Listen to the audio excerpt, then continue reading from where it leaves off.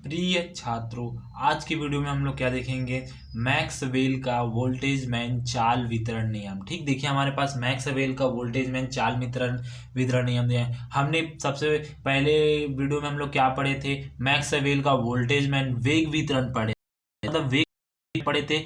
अब देखते हैं क्या पढ़ेंगे हम लोग, मैक्सवेल का क्या करेंगे, वितरण नियम पढ़ेंगे। ठीक, तो यहाँ पर देखिए नियम, उसको पहले समझ, चाल चाल वितरण उसको पहले देख लेते हैं। ठीक, यहाँ पर देखिए हमारे पास ये गोला है। ठीक, यहाँ पर देखिए इसको पहले समझाता हूँ। यहाँ पर गोला है। ठीक, अब इसको हम लोग एक्स और वाई और जेड में लेते हैं। ठीक, एक्स ये वाई और जेड। ठीक, ये हमारे पास एक्स है, ये वाई है और यहाँ पर जेड है। ठीक, और ये दूसरा गोला है। ठीक, इस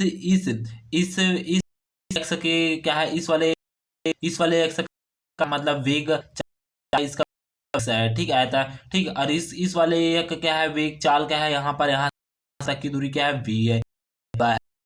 यहाँ की दूरी क्या है, वी वी जेड है। ठीक, अब यहाँ पर देखिए यहाँ से यहाँ दूरी क्या है, इस वाले यहाँ से यहाँ तक की त्रिज्या, ठीक, गोले की त्रिज्या। तो इस छोटे वाली गोले की त्रिज्या क्या है, यहाँ से लेकर सी है। ठीक, और इस बड़े वाली गोले की त्रिज्या क्या है, इस की त्रिज्या क्या है, सी प्लस डी सी है। ठीक, मतलब इस बड़े वाले गोले की त्रिज्या सी प्लस डी सी है। इस प्रकार से हमारे पास चित्र है। ठीक, अब यहाँ पर देखिए हम लोग ठीक एक वर्णन करते हैं। ठीक, तो देखिए हमारे पास गैस में अणु प्रत्येक बहुत चाल से अनियमित गति करते रहते हैं। ठीक, मतलब क्या करते हैं, अणु है। ठीक, हमारा अणु है को किसी बर्तन में रख, ठीक, गोलीय बर्तन में रख दिया तो क्या होता है, यहाँ पर हमारे पास क्या किया जाता है, इसको अलग में क्या आता है, अपने अनियमित वेग चाल से क्या करता है, गति करते रहता है और टकराता है जिस पर्दे से, तो क्या होता है, वो 2 गुना रफ्तार से क्या होता है, फिर से अपना तेजी रफ्तार से चला जाता है। ठीक, यही बता रहा है। ठीक, हम लोग वेग वितरण में नियम में पढ़े, इसमें भी पढ़ते हैं। ठीक, ये ठीक रहता है, किसी अणु की चाल लेकर अनंत तक कुछ भी हो सकती है। ठीक, मतलब क्या, उस वाले में वेग क्या होता था, माइनस अनंत से प्लस अनंत कुछ भी हो सकता था। ठीक, उसका वेग मतलब अणु, इसमें क्या है, चाल देख रहे हैं तो चाल कितना होगा, 0 से क्या था, प्लस अनंत तक कुछ भी हो सकता है। ठीक, कुछ भी हो सकता है। ठीक, तो यहाँ पर देखिए कुछ भी हो सकता है। हमें चार सी प्लस डी, ठीक, सी प्लस डी सी के बीच अणुओं की संख्या ज्ञात करनी है। ठीक, मतलब इसके और यहां तक की इन दोनों की दूरियों के बीच में जो बीच में बचेगा, इस वाले में यहां पर बचेगा, उसकी क्या करना है, अणुओं की संख्या ज्ञात करना है हमें। अणु कितना है उसको देखेंगे। ठीक, तो हम इस नियम में कौन सा नियम हमें सिद्ध करना है, चाल ये हमें करना है, N C D C is equal to N, और यहाँ पर एम 2 पाई के टी, और के टी और बटे में क्या बता है, 3/2 इंटू सी का स्क्वायर। ठीक, ई के घात सी का स्क्वायर, ई के घात माइनस एम सी स्क्वायर बटे 2 के टी इंटू डी सी। ठीक, इस प्रकार क्या करेंगे, अणु की चाल ज्ञात करेंगे। ठीक, यही ज्ञात करना है अणु की चाल। अणु की चाल मतलब इसको सी से दर्शाया जाता है, चाल को, सी इज इक्वल टू चाल, इसीलिए यहां पर देखा गया है चाल। ठीक, चाल लिया गया, जिसलिए यहां पर क्या लिया, सी को दर्शाया गया है। ठीक, जहां पर हमें डीसी का मान मिला था। उसी प्रकार हम लोग वेग को हम लोग वेग का सूत्र हम लोग क्या देखे थे, ठीक, डी एन इज एन, और यहाँ पर m/2 पाई के टी इंटू क्या था, 3/2 इंटू ई के घात माइनस एम, और यहाँ पर वी एक्स का स्क्वायर प्लस वी वाई का स्क्वायर प्लस वी जेड का स्क्वायर, और बटे में 2 के into D V X D V Y D V. ठीक, इस प्रकार से हमारे पास क्या आता था, वेग वितरण नियम होता था। ठीक, जहां पर सी का मान क्या था हमारे पास, वी एक्स का स्क्वायर प्लस वी वाई का स्क्वायर प्लस वी जेड का स्क्वायर, ये हमारे पास क्या होता था, सी का मान होता था। ठीक, इसी को हम लोग यहाँ पर देखेंगे, यहीं पर हम इसको देखेंगे। ठीक, यहाँ पर सी का मान यही होता है। ठीक, सी का मान हम लोग रखेंगे। ठीक, पर देखिए हमारे पास ठीक, माना परम ताप T पर क्या है, एक बर्तन में आदर्श गैस भरी हुई है। ठीक, मतलब मानेंगे क्या होता है, माना एक परम ताप T पर, यहाँ पर T एक परम ताप है जिसपे अणु इस बर्तन में भरा हुआ है। ठीक, जो अनियमित रूप से क्या होता है, गति। ठीक ठीक, आदर्श गैस भरी हुई है, एकांक आयतन में अणुओं की संख्या n है। ठीक, एक्स वाई जेड अक्षों के अनुदिश कण के वेग घटक क्रमशः V X V Y V Z है। माना अणु की चाल c है। ठीक, c है, तब c स्क्वायर क्या होता है, वी एक्स का स्क्वायर प्लस वी वाई का स्क्वायर प्लस वी जेड का स्क्वायर, समीकरण 1 हो जाएगा। ठीक, ये देखिए हमारे पास यही हमारे पास लिया गया, और यहाँ पर देखिए एन सी की जगह हम लोग क्या लिया, एन सी दिया गया इसके जगह, और इसके जगह भी वी लिया गया है। ठीक, डी सी, तो ये वाला समीकरण हमें प्राप्त होगा। ठीक, सेम समीकरण, ये दोनों एक ही समीकरण है।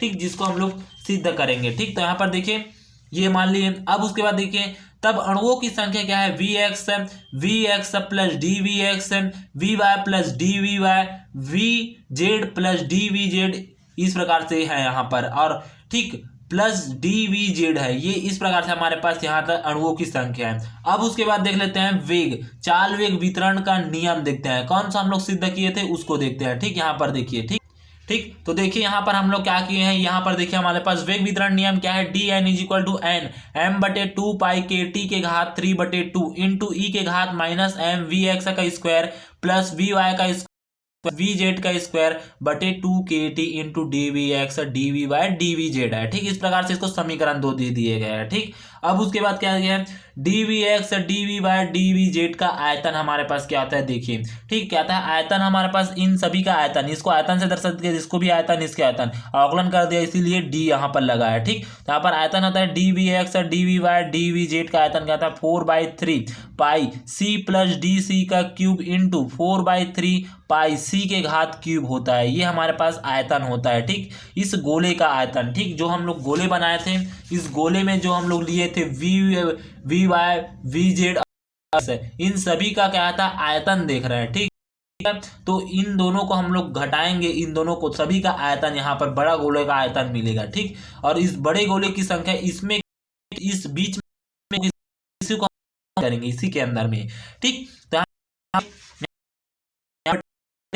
यहाँ पर C plus D whole cube minus 3 और सी का क्यूब हो जाएगा। देखिए यहाँ पर सी के घात का सूत्र हमारे पास क्या आता है, ठीक, 4/3 पाई और सी के घात क्यूब प्लस सी का स्क्वायर। ठीक, डी सी का स्क्वायर होता है 3c डी सी का स्क्वायर प्लस सी स्क्वायर डी का सी होता है माइनस 4 हो जाएगा, और पाई क्या हो जाएगा, सी का हो जाएगा। ठीक, अब यहाँ पर देखिए सी का मान अर्थात डी सी को हम लोग क्या लेंगे, का 0 के बराबर भी कर सकते हैं। अब यहाँ पर देखिए डी सी की जगह हम लोग, इसके जगह क्या हो जाएगा 0, इसके जगह यहाँ पर। ठीक, देखिए डी सी मतलब जो बहुत ज्यादा वाले की जगह भी ये ज्यादा यहाँ है। ठीक, तो इसके जगह हम लोग 0 मान रखेंगे, और इसके जगह बस हम लोग क्या रखेंगे, 0 मान नहीं रखेंगे। ठीक, तो बचेगा, ये बचेगा, तो देखिए सी स्क्वायर प्लस, ठीक, सी के घात क्या आ जाएगा, सी स्क्वायर, यहाँ पर गुणित में क्या आ जाएगा, डी सी हो जाएगा। ठीक, और 4/3 पाई सी का क्यूब हो जाएगा। ठीक, अब इस अंदर देंगे तो 3 सी का क्यूब हो जाएगा, 4 पाई, और यहाँ पर सी इन सी का स्क्वायर डी सी हो जाएगा। ठीक, अब यहाँ से देखिए, ठीक, ये वाले से ये वाला, और ये 3 से और यहाँ पर ये और ये कट जाएगा। ठीक, तो क्या बचेगा हमारे पास, गोले का आयतन यहाँ पर देखिए। ठीक, D V X D V Y D V Z is equal T square D. अब समीकरण D V X D V Y D V मान। ठीक ठीक, अब उसके बाद ये देखिए हम लोग इसका मान रख देंगे, तो मैं समीकरण 2 हमारे, ठीक, इसके जगह हम लोग क्या रखेंगे, मान रखेंगे। ठीक, डी वी वाई और डी वी जेड, ठीक, इनका मान हम लोग क्या रखेंगे, 4c स्क्वायर मान रखेंगे। तो यहाँ पर देखिए हम लोग इसको मान को पुट कर दीजिए। ठीक है, एन सी डी सी, ठीक, हम लोग क्या लिखे हैं यहाँ पर, और डी एन को हम लोग क्या लिखे हैं, एन सी डी सी, ये है। ठीक, तो यहाँ पर देखिए N C is equal to N pi बटे 2 पाई के घात 3/2 टी के घात माइनस वी एक्स का स्क्वायर वी वाई का स्क्वायर प्लस वी जेड का स्क्वायर बटे टी इंटू 4πc² होता है। ठीक, अब उसके बाद क्या करेंगे, यहाँ पर क्या करेंगे, N C D C is equal to 2πkt 3/2 into C square. ठीक, अब यहाँ पर देखिए सी पर लिख दिया सी के स्क्वायर इंटू ई के घात माइनस एम सी स्क्वायर बटे 2kt इंटू डी सी। ठीक, इस प्रकार से होता है। यहाँ पर देखिए, अब उसके बाद देखिए यहाँ पर,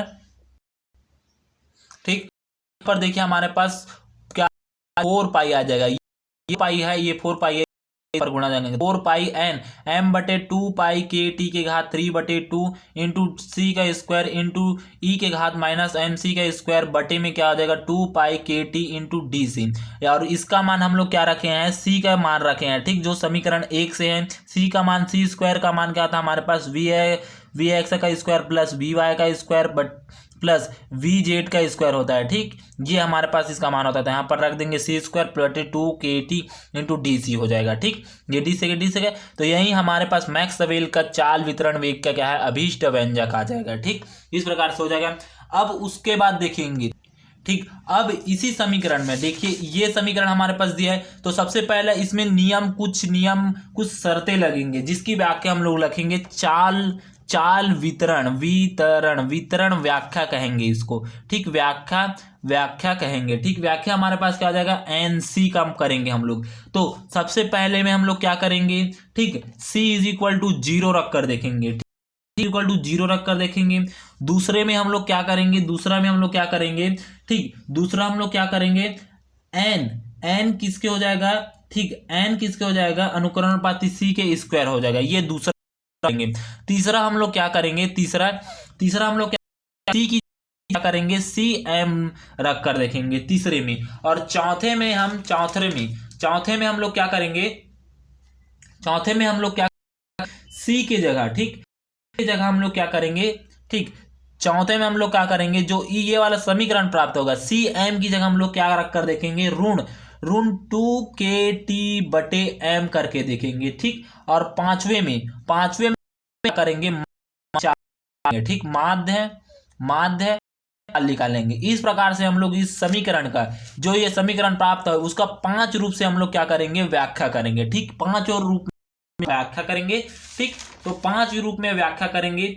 और ठीक, 5वां और एक 6वां भी आएगा, 6वां जिसका हम लोग वर्ग माध्य मूल निकालेंगे, वर्ग माध्य मूल निकालेंगे। ठीक, वर्ग माध्य मूल निकालेंगे। इस प्रकार से हम लोग निकालेंगे। पहले सी का मान 0 रखेंगे, दूसरा एन का स्क्वायर रखेंगे, फिर उसके बाद C is equal to C M रखेंगे, फिर उसके बाद क्या रखेंगे, C M is equal to ऋण 2πkt बटे एम रखेंगे, फिर माध्य चाल निकालेंगे, फिर वर्ग माध्य मूल मान निकालेंगे। ठीक, रूट मीन स्क्वायर निकालेंगे। इस प्रकार से हम लोग 6 प्रकार से इस समीकरण की व्याख्या करेंगे। ठीक, यहाँ तक आप, ठीक, हम इसको पिछले वीडियो में करेंगे, आगे की वीडियो में। ठीक, यहाँ तक से हमारे पास सिद्ध करना है। ठीक, धन्यवाद। ये क्वेश्चन में बहुत IMP है, यहाँ से यूनिट 3 से ये दोनों नियम बहुत ही